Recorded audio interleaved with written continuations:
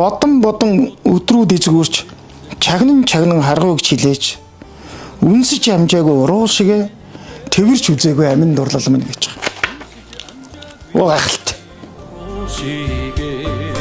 тэрч үзээгүй амин дурлал минь. Манай эхнэр гаднаас ороод ирлээ. 2012 одоо 10 хэдэн жилийн өмнө шүү дээ. Сормосоо ингээд ороод ирэхгүй ингээд ахгүй ямар учиртай ингээд байгаа юм чи би дөнгөж сая автобусанд га очрын шүлэг цэн Эрдэнэтийн аялгау хон цагаан хайр гэдэг дуу сонсоод ирлээ. Би чамайга сэтгэлээсээ нисгсэн би чамайга сэтгэлээсээ нисгсэн.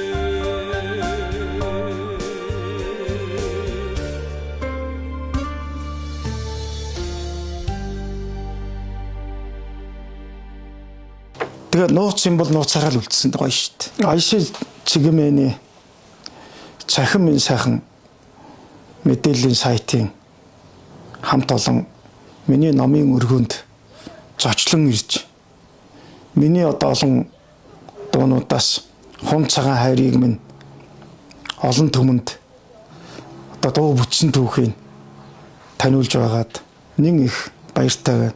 Энэ хум цагаан хайр гэдэг шүлэг бол ерөнхийдөө тийм нэг хүн албаар бичдэгч гэдэг юм уу ингээд тэрэнд зориулаад тэгнэ гэсэн юм хүчээр хийсэн дуу биш л дээ. Энэ бол зөвхөн сэтгэлийн дуудлагаар хаавс 2007 онд бичсэн. Тэгэд нэг өглөө ажил дээр энэ өрөөнд дээр сууж байсан манай эхнэр гаднаас ороод ирлээ. 2012 одоо 10 хэдэн жилийн өмнө шүү дээ. Сормосоо ингээд ороод ирэхгүй ингээд ахгүй ямар учиртай ингээд байгаа юм чи би дөнгөж сая автобусанд га очрын шүлэг цэн Эрдэнэтийн аялгау хон цагаан хайр гэдэг дуу сонсоод ирлээ. Юун дуу юм гэсэн чи зохиосон юм уу гэнэ. Гэхдээ би зохиосон багтаа гэдэг өөрөөсөө асуугаад нөгөө нэг Эрдэнэттэй өгснөө ч мартчих тэр шүлэг маань явсаар байгаад ямар айдан болоод хэн гэдэг дуучин дуулаад хувь зээн одоо яаж шийдэгч нь ч одоо хөрхий хүн үр хүүхд төрүүлчихэд уг нараас нь санаа тавьдаг байтал би нэг юм халууны тэмээ шиг ингээд одоо нэг юм мэдхгүй ингээд хайцсан байсан. Хань ижлээсээ одоо тэгэл сонсож байгаа юм чинь ийм дуу байна. Энэ дээр нь сормосны чин дэрвэнд гэд нэг ийм үг байна. Ийм урт сормостой хүүхэн байд юм байна. Тэр нэг хөөрхөн намаагаа бас явуулаад би ч одоо бас нэг тийм юм одоо хизээ завандаа бичээд яалаа гэдэг. Тэгээд дэвтрээ үзсэн чинь 2007 онд эмнэлэг твтж байхдаа нэг юм совлол твтж байхдаа бичсэн шүлэг маань Эрдэнэт өгсөн гэдээ бүр ард нь гар өсгтэйгээ байж. Би бол одоо Эрдэнэттэй өгчхөд за бүр найздаа амлцсан юм чи болоо гэд. Энэ одоо хум цагаан хайр гэдэг дуу бол өөрөө юм гоё ардын дууны маниартай. Тийм ардын дууны тийм гоё тийм өнгө аястай тэрийг манай Эрдэнэтгүй мөн гоё мэдэрсэн байх юм л та. Өөрөө бас яруу найраг өндөр хэмжээний боловсралтай хүн чинь. Эрдэнэт хоёр 40 жил найз нөхөрлөж ганц сайхан дууны бүтээлтэй болчихсон хангалттай. Би бол тийм тэрний дараа юм хийхэд бит хоёр энэсээ муудуулж болохгүй учраас нэг хоёр талдаа тэрнээс хойш нэг өндөр хариуцлагатай энэ дуу маань явж байна. Болдбаатар дуусныг мэдлээ.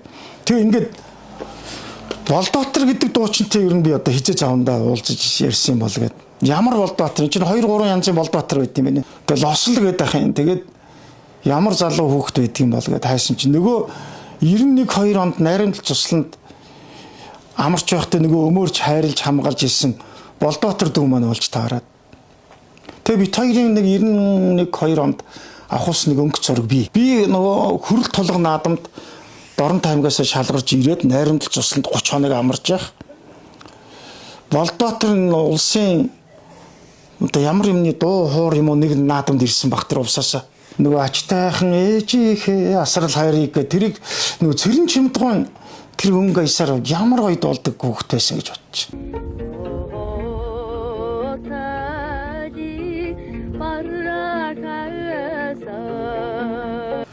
Тэгээ олон жилийн дараа энэ хум цагаан хайр гэдэг дуугаар энэ дүүгөө эргэж олж авч байгаа байхгүй.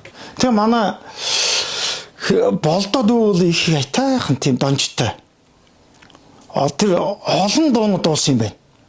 Тэгвэл тэн дундаас тэр хон цагаан хайрыг тэр өөрийнхөө тэр өнгө донж болдоо тэр хийцээрээ дуулж байгаа байхгүй.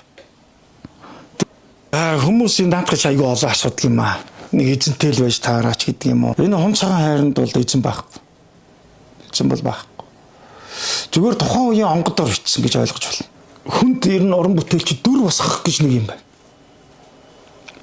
Тэр нэг эмэгтэй хүний тэр нүдийг авъя. Тэр нэг эмэгтэй хүний уруулыг авъя. Тэр нэг эмэгтэй хүний үсийг ингээд нэг дороо нэг юм гоё төсөөллийн юм дүр бүтээж байгаа юм л.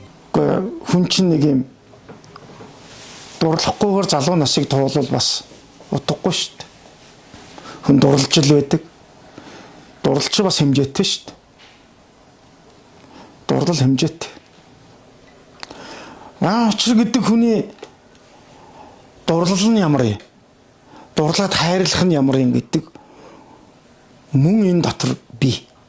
Тэгэхэд энэ 19 жилийн өмнөх миний нэг идэр залуугийн үеийн тэр хүсэл тэмүүлэл тэр дурлал гэдэг тэр бэхэнд үзгээ дүрж тэр бичсэн тэр мөр бадгууд шадууд ямар өнгө аястай байсныг энэ дууны одоо шүлэг буюу яруу найраг нь илэрхийлж байгаа. Хүн хүртээгөө юмдаа илүү их шундаг байхгүй. Хүрээгүй юмдаа илүү их тэмүүлдэг. Хүрээгүй ч сайхан, хүртээггүй ч сайхан байхгүй. Тийм учраас энэ мөр гарсан болов уу гэж бодчих. Одоо өөрийгөө тайлж шít, тайлбарлаж хэлэх юм бол тэгээ нууц юм бол нууцаараа л үлдсэн гоё шít. Ер нь тэгэж бодох хэрэгтэй. Тэгээ мэдээж баярлалаа яах вэ хүн чинь нэг манай эмээ миний аавын ээж л дээ. Миний хүнд хэрэгтэй юм хийгэр гэж дандаа загтаг байсан. Тэгээ би олон сайхан шүлэг бичиж, олон сайхан уран бүтээл хийгээд тэрийг нь дуучид дуулаад тэгээ ард түмэнд хүрээд тэгээ хүмүүс уйлж дуулаад хайрлаж инрээд бие бинийгээ ойлгоод ингээд явна гэдэг бол миний хамгийн том аз жаргал. Өнөөдөр одоо 21-р зууны эхний хагасын одоо сайхан Монголын залуучуудын дурлал хайрын бие биенээ ойлгох гэсэн энэ одоо идэр залуу наснууд залуучуудын амны сэтгэлийн зүрхний дуу болж чадсанд л одоо би одоо их баяртай явнаа л гэж хэлмээр байна.